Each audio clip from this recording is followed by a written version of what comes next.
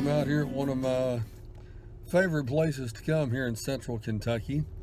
It's a nature preserve. I'm sitting here by a pond.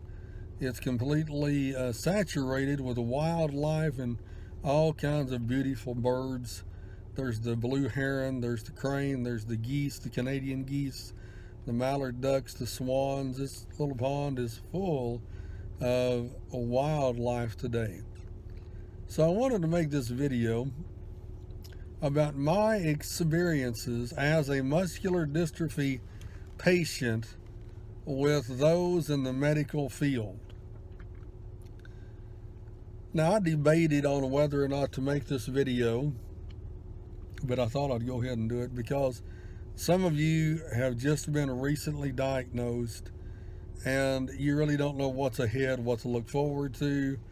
You have all these questions, so maybe this video will help you answer some of those questions.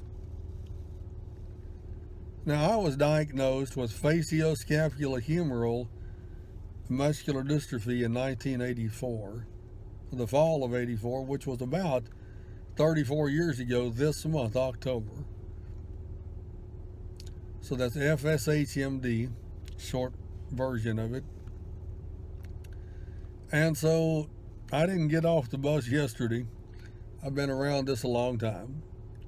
I've seen a lot of my friends with this die with all kinds of different muscular dystrophies and FSH. My brother died with it in 2009.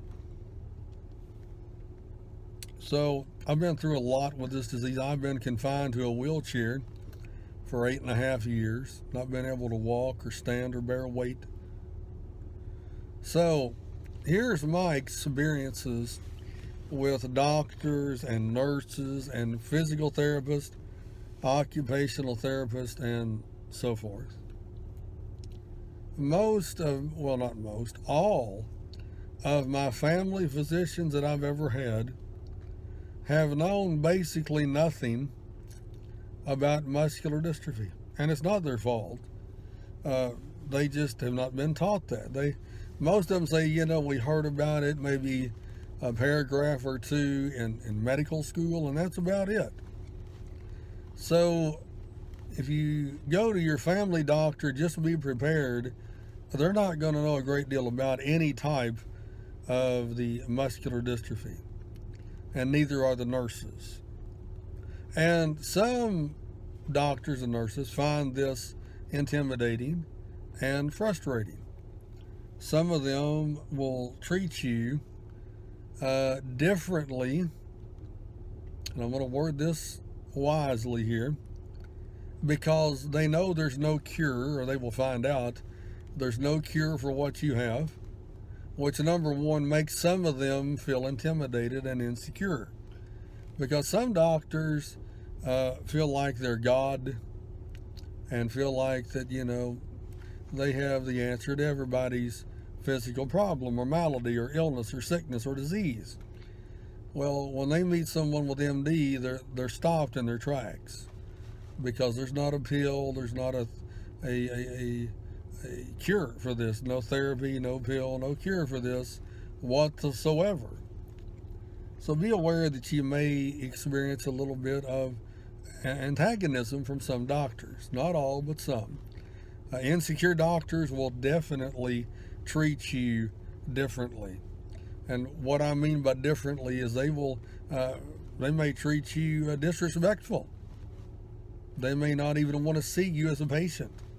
I've had that happen more than once.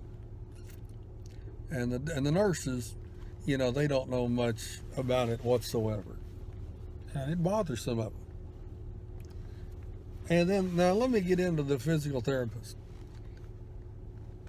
and those that sell medical equipment. I don't want to leave that crowd out. I just purchased a new wheelchair. It's here in my van where I'm driving. And this chair is a torture rack. I've been buying wheelchairs now since 1988. That's 30 years.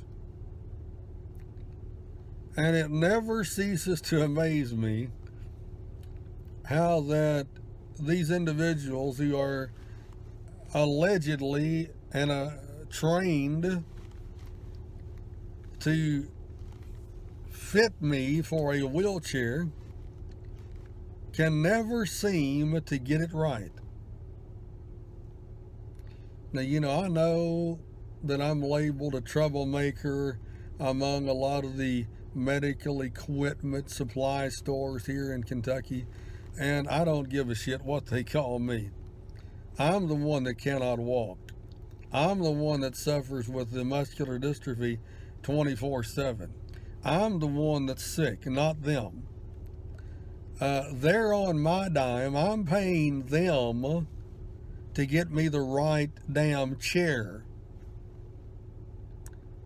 Pardon my language here, but it gets me a little pissed off because I've dealt with it 30 years.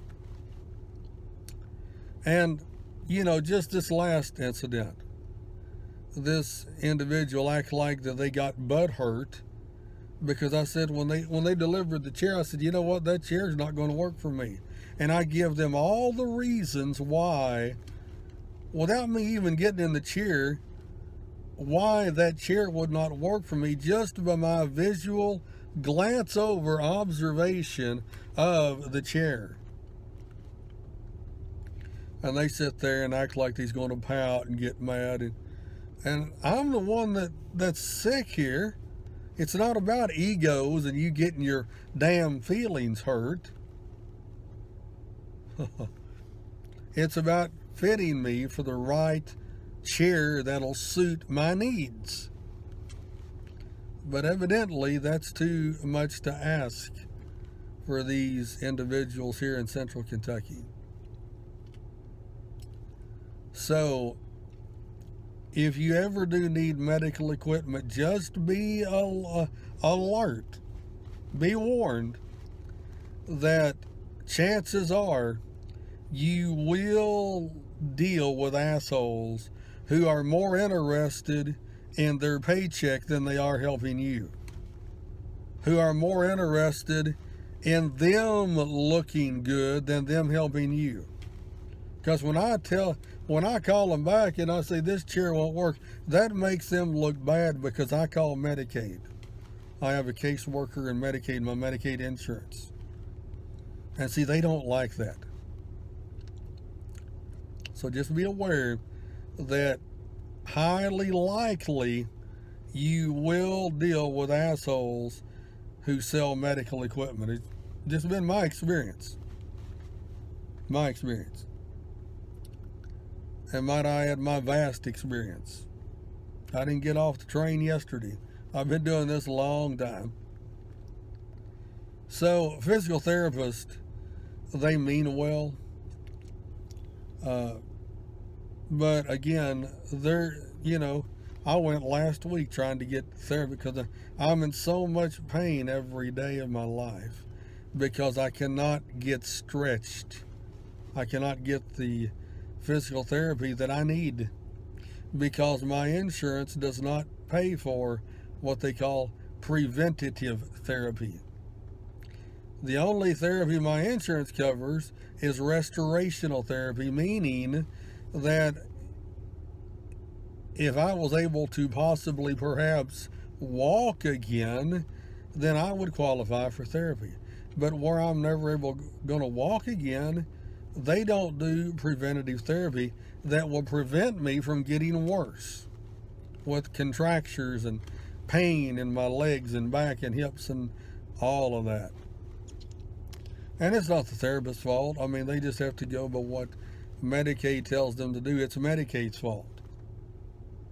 And I'm right now trying to gather enough people in my situation together to form a lawsuit against Medicaid for not providing us the preventative therapy that we need. So, that's my experiences with people in the medical field as a patient of muscular dystrophy for 34 years. So, if you are a patient with MD or any other kind of sickness, or MD is what I'm looking for, then I encourage you to comment on this video And if you like this channel, hit that subscribe button. We'll catch you all next time. Bye-bye.